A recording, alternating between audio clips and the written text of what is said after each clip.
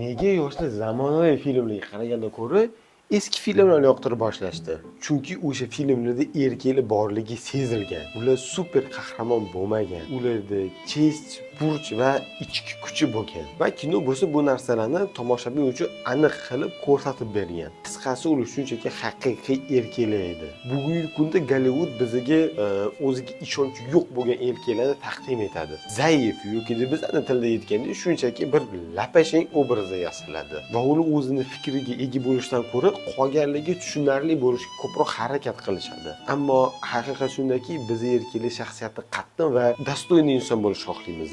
Va albatta u kinolardagi stil, xarizma va estetika haqida gapirmasa ham bo'lmaydi. Kostyumlar, soch turmagi, o'zini tutish uslubi bu bizning vaqtda yetishmaydigan erkaklarni aniq va barqaror arxetipini yaratadi. Sizningcha har bir erkak qaysi klassik filmni ko'rishi shart?